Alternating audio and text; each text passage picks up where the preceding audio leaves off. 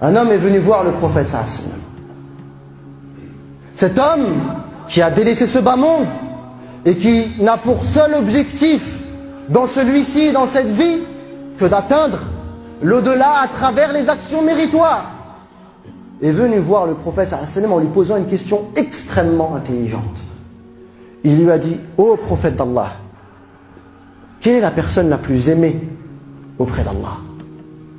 Car cette personne sait et a pris conscience que notre prophète sallallahu alayhi wa sallam nous a informé que Allah Jalla wa Ala ne châtie pas son bien-aimé. Il a posé cette question pour savoir quelles sont les caractéristiques de ces personnes. فقال نبينا صلى الله عليه وسلم أحب الناس إلى الله أنفعهم للناس. Les gens les plus aimés auprès d'Allah Azza wa Jal sont les plus utiles pour les croyants. Sont les plus utiles pour les gens d'une façon générale. Les gens les plus aimés auprès d'Allah sont les gens les plus utiles. Maintenant, prends ce hadith et reviens à notre société dans laquelle on vit. Nous vivons dans un monde qui a pour système économique et social le capitalisme, le libéralisme. Alors qu'est-ce que ça veut dire le capitalisme? Qu'est-ce que ça veut dire le libéralisme? C'est très simple. C'est on prend les humains et on leur fait comprendre qu'ils ne font plus partie d'une patrie, d'une communauté, d'une nation, mais on centre leur vie autour d'eux-mêmes.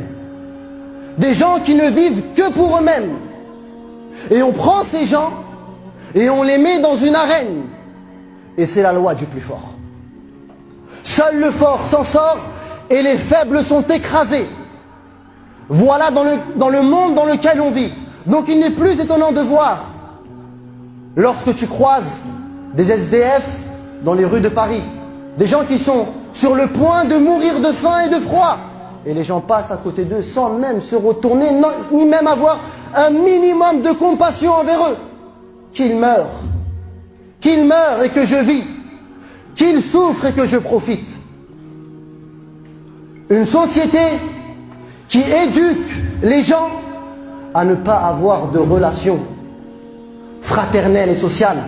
Et regarde l'état des familles aujourd'hui, le père avec le fils, la mère avec la fille, les frères entre eux, les cousins entre eux. Cela est en train de s'effriter et chacun est en train d'axer sa vie sur soi-même. Une société qui prône l'individualisme. Donc elle est totalement contraire à ce hadith qui nous dit: les gens les plus aimés auprès d'Allah sont ceux qui servent le plus aux créatures. Or aujourd'hui, et c'est là où je veux mettre le point, or aujourd'hui, on transpose ce modèle dans notre pratique religieuse. Beaucoup d'entre nous, qu'on se le dise, ont un islam individualiste. Ils ont un islam individualiste. C'est-à-dire que l'objectif est leur personne. Tu ne le vois pas pleurer ou souffrir pour ce qui se passe à travers le monde lorsqu'il voit ses frères et il voit ses mères et il voit ses sœurs souffrir et pleurer. Ça ne lui fait guère ni chaud ni froid. Ça ne l'intéresse pas, ça. Sa communauté, il n'en a que faire. Il n'est pas un élément positif dans sa communauté. Il n'est là que pour consommer. Acteur ne l'intéresse pas. Il n'est pas là pour élever sa communauté et travailler pour elle. Pire encore, certains utilisent la religion pour leur propre personne. Certains utilisent leur religion pour leur propre personne. Et cet islam individualiste tend à se propager. Et quels sont, après avoir posé cette question, qui est la personne la plus aimée? Il a compris qui était-ce. Il a compris que c'est celui qui sert le plus aux autres. Donc maintenant il a voulu savoir, d'accord, je dois servir les autres, mais quelles sont les actions les plus méritoires pour servir les autres? Alors le prophète sallallahu lui a dit: Ahabbul a'mali ila Allah. L'action la plus aimée auprès d'Allah Jalla wa Ala, an tudkhila as-surur ala qalbi muslim. Le fait que tu mettes la joie et le bonheur dans le cœur de ton frère. Voilà l'action la plus aimée et la plus méritoire auprès d'Allah Jalla wa Ala.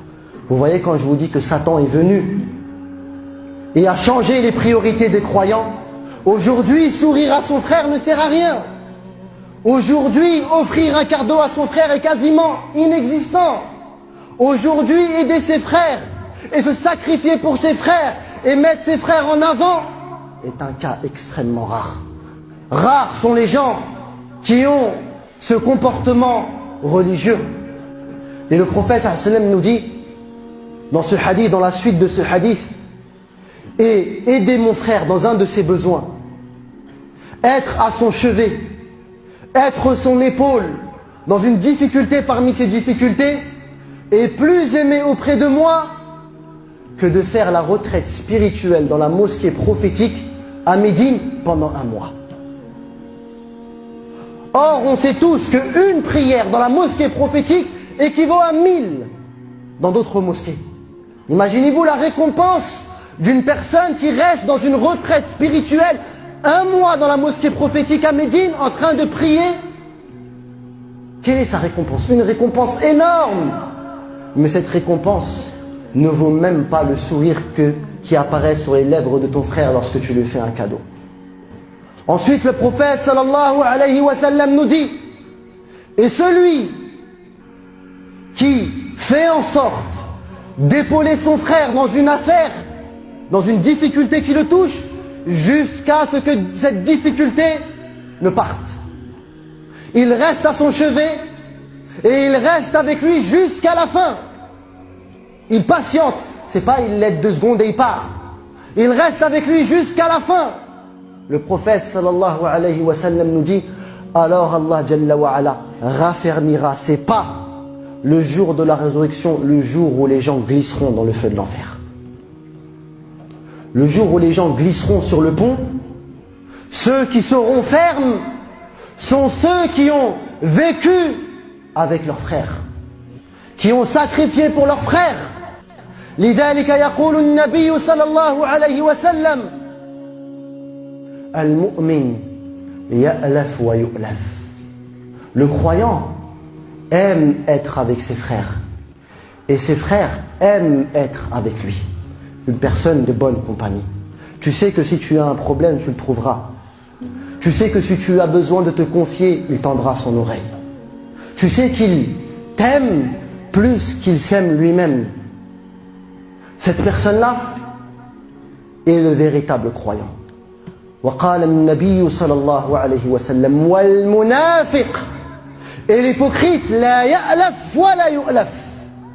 Et l'hypocrite n'aime pas la compagnie de ses frères. Dès qu'il est avec un frère, il le regarde de haut en bas, il le scanne, quelle est l'erreur? Alors forcément les gens n'aiment pas sa compagnie. Une personne qui ne cherche que les erreurs, une personne qui ne cherche qu'à rabaisser, une personne qui ne cherche que les défauts. Comment peut-on aimer sa compagnie? لذلك يقول النبي صلى الله عليه وسلم لا خير في من لا يرجى خيره ويتقى شره.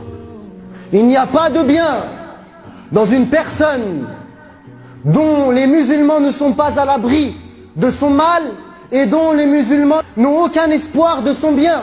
Il n'y a pas de bien dans cette personne. Le frère, tu vas le voir, tu dis, va voir le frère. Non mais lui, ça ne sert à rien. Lui, de toute façon, si je vais le voir, il va me fermer la porte. Ça ne sert absolument à rien d'aller le voir, lui. D'accord. Appelons-lui pour qu'il nous aide. Lui, il t'aidera jamais. Oublie-le, lui. Lui, si, alhamdoulilah, juste s'il ne nous fait pas du mal, juste s'il ne critique pas, il ne nous rabaisse pas, il ne détruit pas, c'est déjà un énorme bien. Remercions Allah et prosternons-nous pour lui. Et sachez une chose, les frères.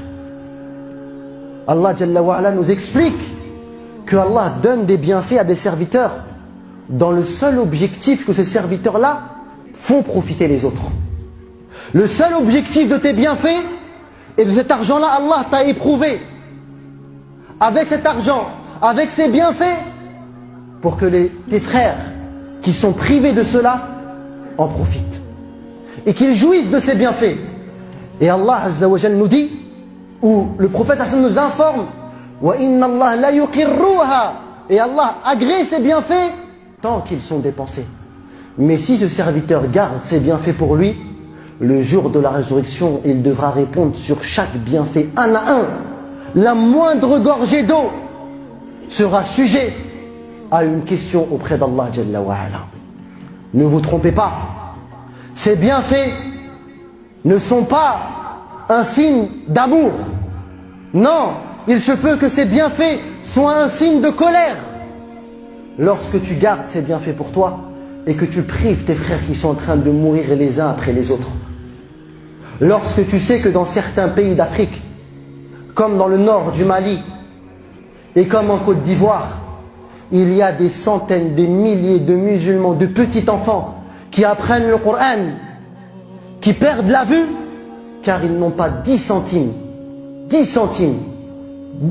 d'euros pour s'acheter un médicament qui leur permette d'acquérir certaines vitamines pour garder la vue. Où sont ces personnes qui ont de l'argent dans cette communauté? Lorsque tu sais que certains de nos frères à travers le monde mangent des chats, mangent des ordures, où sont ces personnes qui ont ces bienfaits et qui ne remercient pas Allah Jalla wa Ala? Anfa'uhum linnas, celui qui sert le plus à sa communauté. Regarde ce que tu fais pour ta communauté. Regarde comment tes frères te voient. Te voient-ils comme un soutien ou te voient-ils comme une barrière?